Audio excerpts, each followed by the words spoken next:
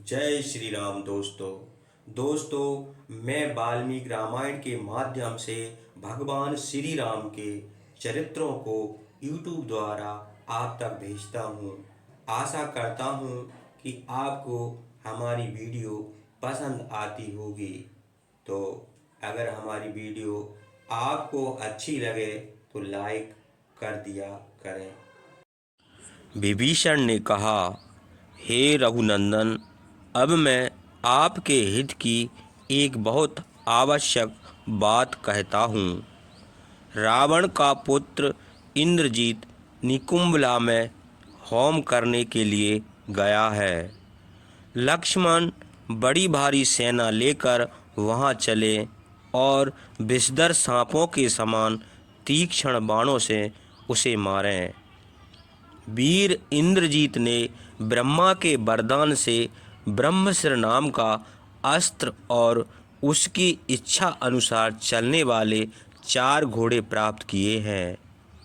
वह इस समय सेना के साथ निकुंभला नामक देवालय को गया है। वह जिस काम के लिए गया है, यदि वह काम समाप्त करके उठा तो हम लोगों की मृत्यु समझिए। ब्रह्मा ने उससे कहा था कि हे इंद्र के शत्रु, यदि तुम्हारा कोई शत्रु निकुंभला में पहुंचकर होम समाप्त करने के पहले तुमको मार डालेगा, तब तो उसकी विजय हो ही जाएगी, किंतु यदि होम कर चुकोगे तो फिर तुमको कोई ना मार सकेगा। हे महाबाहु, सब लोगों के ईश्वर ब्रह्मा ने उसे यह वरदान दिया है। इसलिए हे राजन, उस बुद्धिमान का वध होम समाप्त के पहले ही हो सकता है। महाबली लक्ष्मण को आज्ञा दीजिए, यह चलकर उसे मारें। उसके मरने पर सपरिवार रावण को मरा हुआ समझिए। विभीषण की यह बात सुनकर रामचंद्र ने कहा, हे सत्य पराक्रम, हम जानते हैं कि वह दुष्ट बड़ा मायावी है, बड़ा बुद्धिमान और बलवान भी है। ब्रह्मास्त्र भी जानता है, युद्ध में सब देवता सहित इंद्र और वरुण को भी मूर्छित कर देता है। वह रथ पर चढ़कर आकाश में उसी प्रकार अदृश्य घूमता रहता है जैसे बादलों में छिपे हुए सूर्य नहीं देख पड़ते।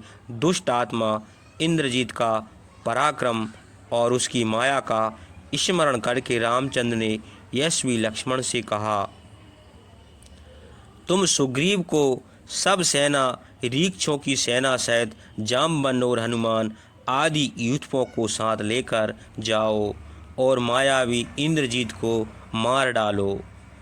उसकी माया समझने वाले महात्मा विभीषण अपने मंत्रियों के साथ तुम्हारी सहायता करेंगे। रामचंद्र की आज्ञा सुनकर महापराक्रमी लक्ष्मण ने श्रेष्ठ धनुष बाण और तलवार लेकर कवच पहनकर रामचंद्र के पैर छूकर कहा, आज हमारे धनुष से छूटे हुए बाण इंद्रजीत को मारकर लंका में उसी प्रकार गिरेंगे जैसे हंस मानसरोवर में गिरते हैं। आज हमारे बाण उस दुष्ट का शरीर छेद डालेंगे और उसे रत्ती रत्ती उड़ा देंगे।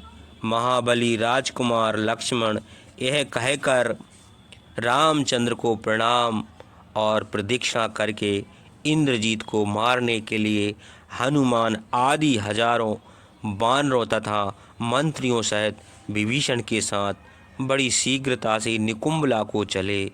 चलते समय रामचंद्र ने सौसत्ययन किया। मार्ग में उनको जामवंत की सेना भी देख पड़ी। इस प्रकार बहुत दूर चलकर मित्रों को आनंद देने वाले लक्ष्मण व्यूह रचना करके खड़ी हुई राक्षसों की सेना देखने लगे। माया से युद्ध करने वाले इंद्रजीत को मारने के लिए वे हाथ में धनुष लेकर खड़े हो गए। जैसे कोई घोर अंधकार में प्रवेश करे, वैसे ही विभीषण, अंगद और हनुमान के साथ राजकुमार लक्ष्मण चमकते हुए अनेक प्रकार के शस्त्रों से प्रकाशित ध्वजों और बड़े बड़े रथ से भरी हुई भयानक राक्षसों की सेना में घुसे। उसी समय विभीषण ने शत्रुओं के अहित और अपने हित के लिए लक्ष्मण से कहा, राजकुमार, काले बादलों के समान जो राक्षसों की सेना सामने देख पड़ती है, शिला धारण करने वाले वानरों को साथ लेकर शीघ्र इससे युद्ध करो, क्योंकि सेना का विनाश करने पर ही रावण का पुत्र इंद्रजीत देख पड़ेगा। यद्यप होम समाप्त होने के पहले ही इंद्र के वज्र के समान बाणों की वर्षा करते हुए दौड़कर उसके पास शीघ्र पहुंच जाओ। हे वीर, अपने को धार्मिक समझने वाले सब लोगों को भयभीत करने वाले मायावी दुरात्मा इंद्रजीत को शीघ्र मार डालो। विभीषण की यह बात सुनकर शुभ लक्ष्मण इंद्रजीत के ऊपर बाण बरसाने लगे। वानर और रीछ भी वृक्ष और पर्वत लेकर एक साथ राक्षसों को सेना पर टूट पड़े। राक्षसों ने भी शक्ति तोमर तलवार और पैने बाण चलाए। राक्षसों और वानरों के प्रहार का शब्द लंका में सर्वत्र फैल गया। वृक्षों, पर्वतों, पैने बाणों और अनेक प्रकार के अस्त्रों से आकाश भर गया। भयानक मुंह वाले राक्षसों ने शास्त्रों के प्रहार से वानरों को भयभीत कर दिया। वानरों ने भी पर्वत के शिखरों और वृक्षों से राक्षसों का विनाश किया। महाबली वानरों और रीछों की मार से राक्षस व्याकुल हो गए। इंद्रजीत ने जब यह सुना कि हमारी सेना वानरों से मारी गई, सो वह होम समाप्त किए बिना ही उठ खड़ा हुआ और हरे वृक्ष के अंधकार से निकलकर बड़े क्रोध से अपने रथ पर सवार हुआ। भयानक धनुष और बाण लिए हुए, लाल लाल आंखें निकाले काजल के ढेर के समान इंद्रजीत काल की तरह देख पड़ा। इंद्रजीत को रथ पर सवार देखकर लक्ष्मण की मार से घबराकर भागे हुए राक्षस लौट पड़े। उसी समय शत्रुओं का विनाश करने वाले हनुमान ने एक बड़ा भारी वृक्ष उखाड़ कर चलाया। प्रलय काल की अग्नि के समान भस्म करते हुए हनुमान के चलाए हुए वृक्षों से राक्षसों की सेना मूर्छित हो गई। यह देखकर हजारों राक्षस आगे बढ़े और हनुमान के ऊपर बाण बरसाने लगे। शूल, खड्ग, शक्ति, पटिश, परिग, गदा, कुंत, शतघनी, मुदगर, परशु और भिंदीपाल आदि अस्त्र शस्त्रों से तथा वज्रतुल घूंसों और थप्पड़ों से हनुमान को मारने लगे। इंद्रजीत ने भी देखा कि पर्वताकार हनुमान बेखटके राक्षसों को मार डालते हैं, तो उसने अपने सारथी से कहा, हमारा रथ इस बानर के सामने ले चलो। सारथी रथ पर बैठे हुए इंद्रजीत को हनुमान के सामने ले गया और वह हनुमान के सिर पर बाण, खड्ग, पटिश, परश आदि बरसाने लगा। हनुमान ने झपट कर उसके चलाए हुए अस्त्र शस्त्र हाथ से पकड़ लिए और क्रुद्ध होकर कहा, रे मूर्ख रावण का पुत्र, यदि तू अपने को वीर समझता है तो हमसे युद्ध कर। हनुमान के सामने आकर जीवित नहीं लौट सकता।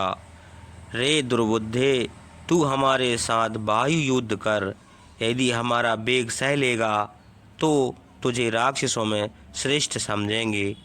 यह सुनकर उसने हनुमान को मारने के लिए अपना धनुष उठाया।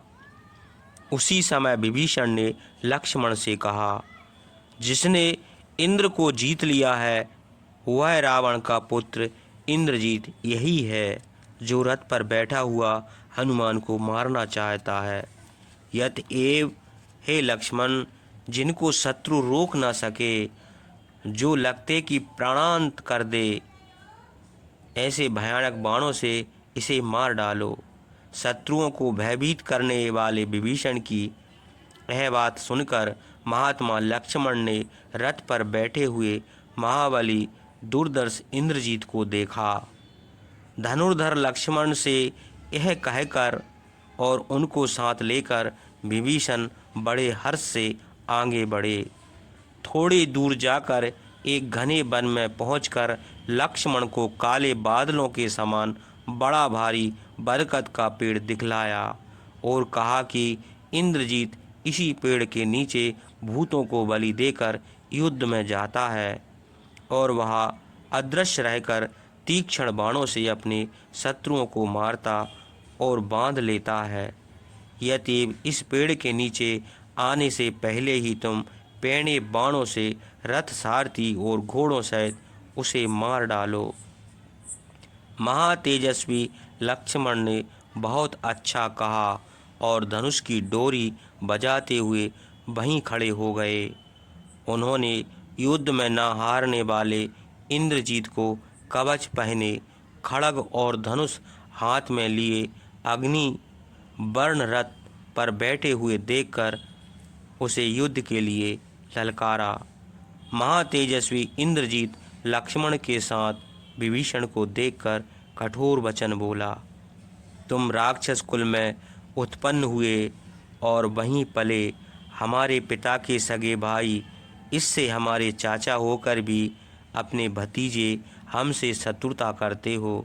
रे मूर्ख, रे धर्मद्रोही, तुझ में ना जाति यता है और ना स्नेह, इसी से तुझ में धर्म नहीं रह गया और ना तू अब किसी जाति का रहा।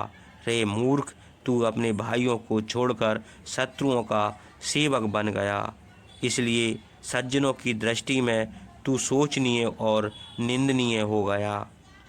तू यह नहीं समझता कि कहाँ अपने भाइयों के साथ रहना और कहाँ किसी नीच मनुष्य का आश्रय लेना, कितना बड़ा अंतर है।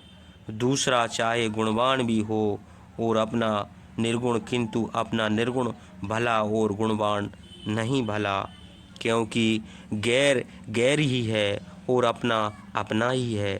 जो अपने पक्ष को छोड़कर दूसरे पक्ष में जाता है वह अपने पक्ष के नष्ट होने पर उन्हीं के साथ मारा जाता है। हे विभीषण, तुम रावण के छोटे भाई हो